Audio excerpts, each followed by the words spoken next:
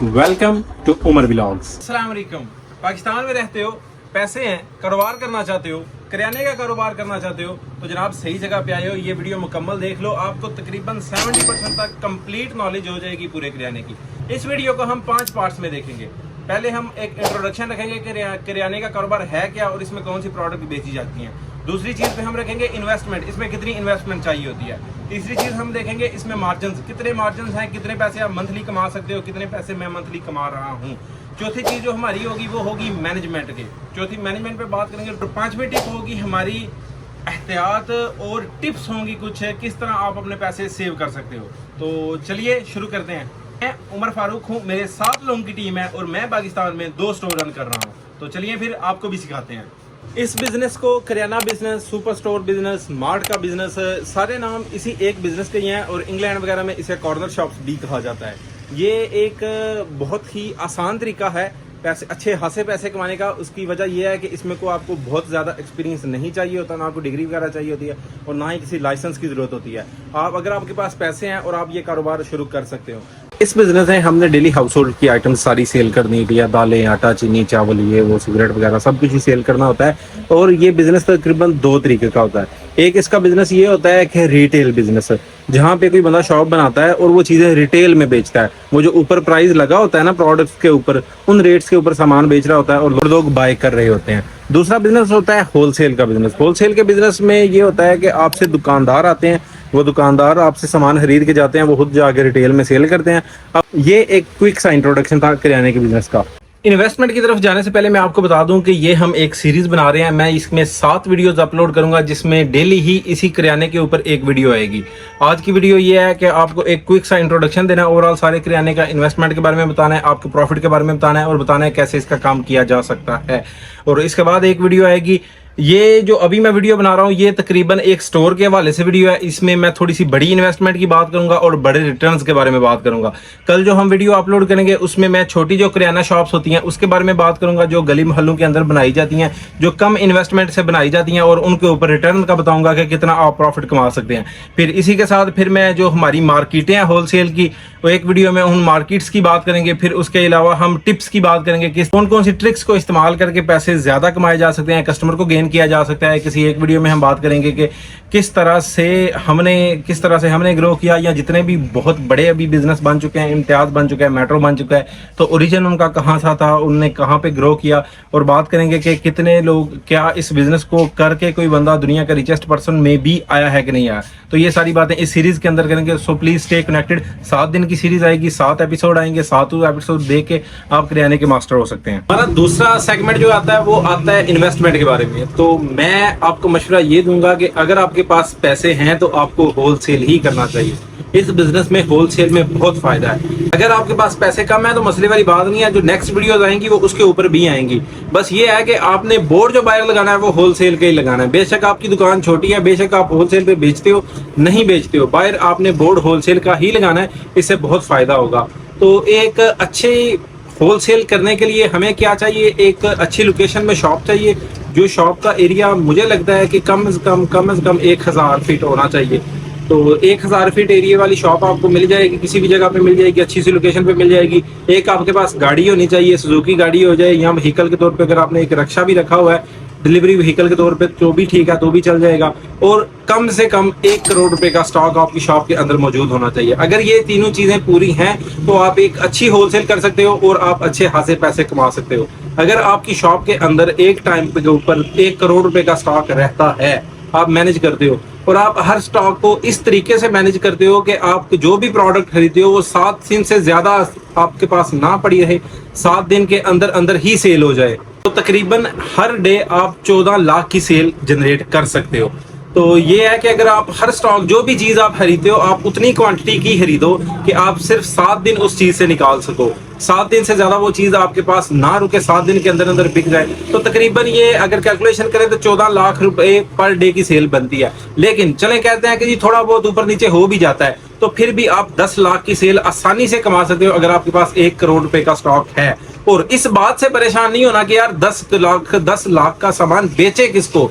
भाईजान आप जिस जगह पे भी रहने वाले हो अपने एरिया में, आप ये सिर्फ ये देख लो उस एरिया में गांव कितने हैं, उस शहर के अंदर दुकानें कितनी हैं, तो आप काउंट करेंगे तो आपको छोटी मोटी सारी दुकानें मिला के 100 में दुकानें पता चल जाएंगी कि 100 में दुकानें हैं।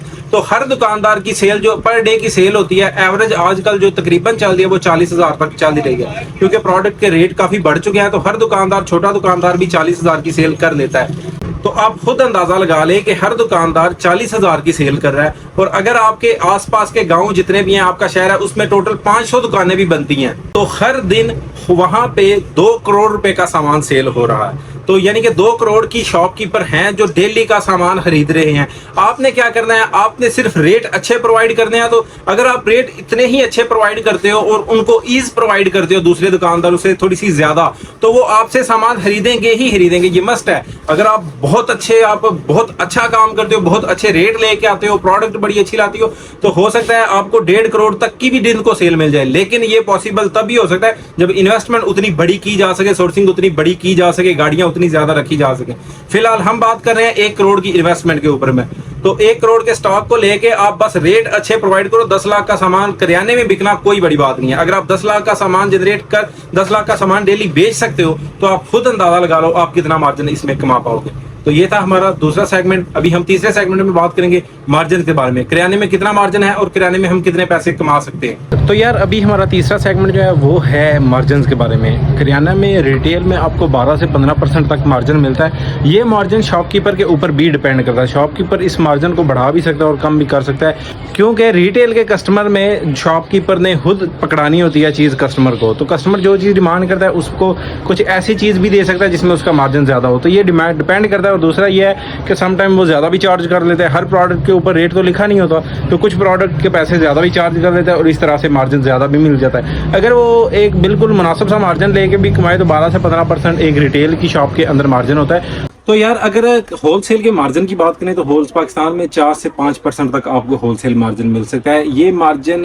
कुछ जगह पे कम भी हो जाता है और कुछ जगह पे ज़्यादा भी हो जाता है। ये शॉपकीपर के ऊपर डिपेंड करता है वो कि अपनी जो प्रोडक्ट की उसकी जो प्राइस हंटिंग है वो रेगुलरली कर रहा है या नहीं कर रहा। अगर एक बंदा जो दिन का 10 लाख का माल बेच रहा है तो जाहिर सी बात है उसने माल वो खरीदना भी है। तो जो बंदा डेली का 10 लाख का माल खरीद रहा है उसे रेट बहुत अच्छे पीछे से मिल सकते हैं, क्योंकि वो अगर 10 लाख की वो एक कोक की गाड़ी खरीदता है 10,000 1,000 का बनाएगा तो जाहिर सी बात है उसे बड़े अच्छे रेट मिलेंगे। और दूसरा ये है कि जो होलसेलर होता है ना, इसमें ये है कि आप जितनी ज्यादा हंटिंग करते जाएंगे आपको प्राइस उतने ही कम मिलते जाएंगे। और दूसरा ये है कि ये किराने में डिफरेंट आइटम्स होती हैं। अब हर आइटम जो होती है वो एक बंदे से मुनासिब रेट पे नहीं मिलती, आपको अलग-अलग बंदों से खरीदनी पड़ती है। तो आप एक आइटम्स को आप देखते हो कि यार ये चीज़ जो फलां शहर में फलां बंदे के पास सस्ती है, तो आप कुछ ऐसा प्लान करो कि ये चीज़ उस बंदे से खरीदो। फलां चीज़ फलां से सस्ती है, ये फलां से सस्ती है, ये फलां से सस्ती है, ये कंपनी से सस्ती है। तो हर चीज़ को कोशिश करो कि मैक्सिमम जितना सस्ता खरीद सकते हो आप खरीदो। और फिर भी आपने जब आपको लगे ना कि यार आपने मैक्सिमम सस्ता खरीद लिया, इससे सस्ता नहीं हो सकता, लेकिन भाईजान किराने के अंदर फिर भी गुंजाइश होती है उससे भी सस्ते की। तो फिर भी अगर आप हंटिंग करते हो तो आप मजीद सस्ता बेच सकते हो, मजीद सस्ता खरीद सकते हो। अगर आप 10 लाख की सेल करते हैं और आप 5 नहीं आप 4% तक का भी अंदाजा लगा दें तो 40,000 पर डे मार्जिन आप कमा सकते हैं, अगर हर चीज़ आप अच्छे तरीके से मैनेज करते हैं तो। और ये तकरीबन महीने का कोई 12 लाख तक का मार्जिन बनता है। आप 1 करोड़ का स्टॉक रख के इतना मार्जिन कमा सकते हैं अगर आपके अंदर सलाहियत है। इसमें जो शॉपकीपर है उसका भी बहुत बड़ा हाथ होता है, डिपेंड करता है उसके ऊपर कि यार शॉपकीपर कैसा है, वो चीज़ों को किस तरह मैनेज कर रहा है, क्योंकि कस्टमर ने शॉप में आने से सबसे पहले मिलना है शॉपकीपर को। अगर शॉपकीपर अच्छा है तो कस्टमर और अच्छे आएंगे, और अगर वो अपनी मैनेजमेंट को अच्छा है, उधार शुधार नहीं दे रहा, उसका मार्जिन अपने सही कमा रहा है, और जहाँ पे कस्टमर उसे लग रहा है यार नाराज हो रहा है वहीं से वो चीज़ें भी तकरीबन वो जो उसकी नाराजगी को ख़त्म भी कर रहा है, तो तकरीबन 10 लाख तक का मार्जिन एक दुकानदार इतने पैसे लगा के इतनी स्टॉक रख के कमा सकता है। बाकी जो गाड़ी शाड़ी का स्टॉक है ये वो सारी बात की बातें हैं। मैं सिर्फ एक स्टॉक की बात कर रहा हूँ जो उसके दुकान के अंदर पड़ा हुआ है, वो 1 करोड़ का होना चाहिए। अभी चौथे सेगमेंट के बारे में बात करते हैं। तो चौथा सेगमेंट है हमारा मैनेजमेंट। एक मैनेजमेंट होती है स्टॉक की, दूसरी मैनेजमेंट होती है ह्यूमन की। तो जो आपके एम्प्लॉयज होती हैं या ओनर की अपनी मैनेजमेंट है। तो आप कोशिश करें शॉप ज्यादा से ज्यादा टाइम ओपन हो, सुबह भी जल्दी ओपन हो जाए और शाम को सबसे लेट जाके बंद हो। दूसरी मैंने, और लड़के आपके जितने भी हैं वो सारे छुट्टी ना करें, सारे टाइम पे हो। हर बंदे को अपनी रिस्पॉन्सिबिलिटी का पता हो, ड्राइवर को पता हो कि जी मैंने गाड़ी चलानी है, मैंने ये करना है, मैंने फलां को डिलीवरी देनी है, फलां से माल लेके आना है। दूसरे जो लड़के हैं उन्हें भी सारी इस तरह की अपनी अपनी सारी ड्यूटीज का पता हो। तो ये सारी चीजें होगी। उसके बाद स्टॉक की मैनेजमेंट आपने ऐसी करनी है एक तो आपकी शॉप की लुक आनी चाहिए थोड़ी सी अच्छी, आप सामान सारा बड़े टाइमली शेल्फ के ऊपर डिस्प्ले किया हो, एक से एक जो आइटम है वो जिस जगह पे रखी जाए बाद में भी उसी जगह पे वही आइटम रखी जाए। क्योंकि अगर यही होगा तो फिर दुकानदार जो आएंगे आपके सही, यहाँ कस्टमर जो सामान लेने आएंगे, एक या दो दफा सामान लेने के बाद उन्हें खुद ही पता चल जाएगा कि यार सामान कैसे लेना है, तो वो खुद ही आएंगे, वो अपना सामान तकरीबन खुद निकाल लिया करेंगे, आपने सिर्फ पैक करना और उनका बिल बनाना होता है। और सबसे बड़ी बात, आपने आउट ऑफ स्टॉक नहीं होना किसी भी आइटम को लेके। जो मर्जी हो जाए, कोई आइटम महंगी मिल रही है, कोई आइटम सस्ती मिल रही है, किसी पे स्कीम है किसी पे नहीं है, जो मर्जी हो जाए सस्ता ढूंढने की कोशिश करनी ही करनी है, लेकिन कभी भी आउट ऑफ स्टॉक नहीं होना। अगर ये चीज होगी, आपने जो भी सामान एक दफा अपनी शॉप के अंदर मंगवा लिया है उसको अब आपने बेचना ही बेचना है, सारा साल मंगवाते रहना है। कम बिक्री है तो कम मंगवा ले, ज्यादा बिक्री है तो ज्यादा मंगवा ले। एक दफा जो आइटम आप ले आए हैं वो आइटम आपके पास दोबारा मिलनी ही चाहिए। और दूसरा, आउट ऑफ स्टॉक नहीं होना। अगर कस्टमर की चीज की डिमांड करता है और आपके पास वो चीज खत्म है तो ये सेल पे बहुत बड़ा असर डालती है। तो अगर आप आउट ऑफ स्टॉक नहीं जाते, मेरे जो एक दो दोस्त हैं उनके पास स्टॉक बड़ा ठीक ठाक स्टॉक होता है किराने को लेकर, सिर्फ उनका स्टॉक ठीक ठाक होने की वजह से उनकी बहुत अच्छी सेल है, बहुत अच्छी सेल, मतलब मिलियंस में सेल है। 35 लाख 40 लाख तक वो पर डे सेल कर रहे हैं सिर्फ स्टॉक के बेस पे, और रेट भी एकदम सबसे ज्यादा है उनका। रेट भी जितने भी उनके कंपेटिटर हैं सबसे ज्यादा रेट है उनका, लेकिन इतना रेट होने के बावजूद भी सबसे ज्यादा सेल भी उन्हें किया, और उसका रीजन है अवेलेबिलिटी ऑफ स्टॉक। तो ये हमारा मैनेजमेंट क्या है, मैनेजमेंट में दो ही चीजें होती हैं, आपने स्टॉक को मैनेज करना है और दूसरा लड़कों को अपने को मैनेज करना है। अगर आप टाइमली आप सबको सामान पहुंचा रहे हैं और आपका रेट भी मुनासिब है, आपके पास हर चीज मिल रही है, तो भाईजान 10 लाख या 15 लाख की भी सेल आप अचीव कर सकते हैं आराम से। तो अभी मैनेजमेंट की बात हो रही है, तो मैनेजमेंट में यह है कि आपने अपनी कैश की मैनेजमेंट भी बहुत अच्छे तरीके से रखनी है। वैसे ये जो सेक्टर है हमारा किराने का सेक्टर, ये थोड़ा सा अनऑर्गेनाइज्ड सेक्टर है, लेकिन आपने इसमें बहुत ज्यादा ऑर्गेनाइज्ड रहना है। डेली की जितनी पेमेंटें की हैं सारी आपके पास रिकॉर्ड होनी चाहिए, कल की सेल का रिकॉर्ड होना चाहिए, कल की पेमेंट जो की थी उसका रिकॉर्ड होना चाहिए, जो कैश आपके पास बची थी उसका रिकॉर्ड होना चाहिए। अगर ये सारे रिकॉर्ड आपके पास रहते हैं तो आप एक बहुत अच्छे तरीके से स्टोर रन कर पाएंगे। और दूसरा ये है कि जो स्टॉक की मैनेजमेंट के बारे में बात की थी कि अगर आप स्टॉक खरीदते हैं तो पाकिस्तान में ओवरऑल, पाकिस्तान का तो पता नहीं, पंजाब का मुझे पता है तकरीबन 4 से 5 बड़ी मार्केटें हैं जहां से स्टॉक खरीदना चाहिए। अगर आप शॉप के ऊपर बैठ के जो आपके जहाँ पे जो सेलमैन स्टॉक बेचने के लिए आते हैं, अगर आप उनसे यहाँ पे बैठे बैठे खरीदोगे तो 100% कन्फर्म बात है 80% प्रोडक्ट्स आपको महंगी मिल रही होंगी और बहुत महंगी मिल रही होंगी। और अगर आप इस पंजाब की इन 4 से 5 मार्केट्स के आप जाके खरीदेंगे, खुद जाके खरीदेंगे, आप बहुत अच्छी वो आपको मिलेंगी। तो मैं तो कहता हूँ कि आपके पास जितनी भी सेल हो, आप बिल्कुल किसी एक सेलमैन को भी ऑर्डर ना लिखवाएं। आपके पास जितनी भी कैश है वो वीक की, 2 वीक की, सॉरी वीक की या 3-4 दिन की, तो जितने भी आपके पास हो आप उन मार्केटों में चले जाएं, वहाँ पे से जाके स्टॉक खरीदें, आपको रेट में बहुत ज़्यादा डिफरेंस नज़र आएगा। और अगर आप वहाँ से उन मार्केटों से जाके सामान खुद परचेज करके लाते हैं, व्हीकल आपके पास ऑलरेडी होना चाहिए, तो कोई बंदा आपसे कम्पीट नहीं कर पाएगा। अगर कोई कस्टमर ऐसा भी है जो कहता है कि यार मुझे ये फलान रेट होता है, आप उसे कहेंगे ये ठीक है जी फलान लगा दो, आपको फिर भी उसमें नफा मिल रहा होगा, तो फिर कंपटीशन भी एंड हो जाएगा अगर आप उन मार्केट से खरीदते हो। उन मार्केट्स के बारे में मैं इस व्लॉग में नहीं बता रहा, वो आप अगर मुझे डीएम करेंगे या इसी में कमेंट में नीचे पूछेंगे तो फिर वहाँ पे मैं बता दूंगा कि आपको कौन सी मार्केट नियरेस्ट लगती है। पंजाब में 4 से 5 बड़ी मार्केटें हैं जो नियरेस्ट आपके होंगे। अगर नंबर चाहिए हो तो वो भी मैं आपको दे दूंगा सबके, और किसी चीज़ का अगर आपने रेट पूछना हो तो वो भी उन मार्केट्स को मैं बता दूंगा कि कौन सी प्रोडक्ट कौन सी मार्केट से किस रेट पे मिल रही है। अगर आपको सप्लायर का नंबर चाहिए दे दूंगा, आप बिल्टी शिल्टी मंगवा लेना, अपने पास ही मंगवा लेना। तो बस ठीक है, मार्केट्स का नाम इसलिए नहीं बता रहा क्योंकि वो काफ़ी सारे बंदे ऐसे भी होते हैं जो मेरी वीडियोस देख रहे होते हैं, कुछ जो मेरे अपने ही बंदे होते हैं, वो कस्टमर होते हैं, कुछ अपने कंपेटिटर होते हैं, तो उन्हें इस तरह के मैं अपने जो राज हैं, जो जिन बंदों से जो वेंडर है हमारे, उनका नहीं बता सकता। तो सॉरी फॉर दैट। तो अभी हम 5वें और अपने आखिरी सेगमेंट के बारे में बात करते हैं। किराने में कौन सी एहतियात हैं जो आपको बरतनी पड़ेंगी और कौन सी कुछ थोड़ी बहुत टिप्स हैं मनी सेविंग को लेकर किराने के अगर बिजनेस करें तो वो क्या होती हैं। एहतियातें ये हैं यार, इसमें ना प्रोडक्टें होती हैं बहुत ज़्यादा, छोटी छोटी आइटम्स बहुत ज़्यादा होती हैं और आप उन्हें डेली गिन नहीं सकते, तो चोरी का खदशा किराने की शॉप में बहुत ज़्यादा रहता है। और दूसरा ये है कि अगर आपके एम्प्लॉयज़ ने आपसे फ्रॉड किया तो वो फ्रॉड भी बहुत बड़ा होता है और आपको काफ़ी देर बाद जाके पता चलता है कि यार ये चीज़ भी हो चुकी है। मेरे दोस्त हैं कुछ किराने वाले, उनके साथ ये फ्रॉड हो चुका है। एक बंदा है उसके साथ 32 लाख का फ्रॉड हुआ है, उसी के अपने एम्प्लॉय ने उसके साथ फ्रॉड किया। इसी तरह 2-3 मैं और को भी जानता हूँ। एक है वो तकरीबन 11-12 लाख लेके भाग गया था। तो इसी तरह काफ़ी सारे फ्रॉड होते रहते हैं। दूसरा ये है कि स्टॉक चोरी भी बहुत ज़्यादा हो सकती है क्योंकि आप डेली सामान गिन तो सकते नहीं हो, या तो आप डेली गिन सकते हो तो फिर तो समझ आती है जी ठीक है, तो ये एहतियात करनी होती है कि स्टॉक आपने गिन तो सकते नहीं, बस ये है कि मैक्सिमम चोरी ना हो।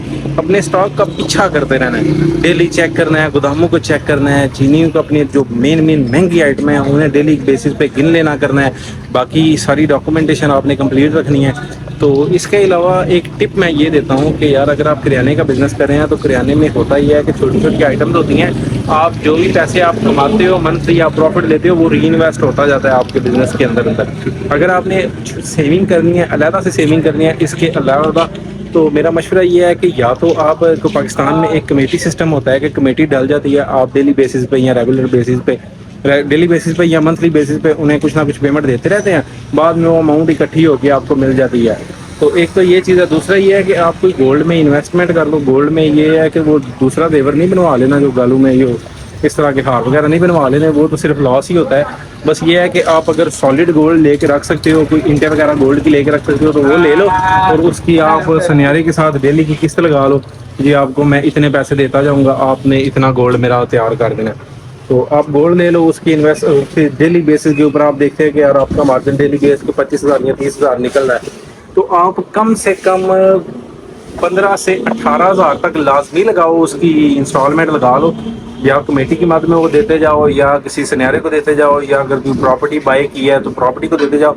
तो ये है कि आपका एक तो वो जो पैसा री इन्वेस्ट हो रहा है, आपको ये नहीं लगेगा कि यार पता नहीं मैंने बनाया क्या अपने कारोबार से।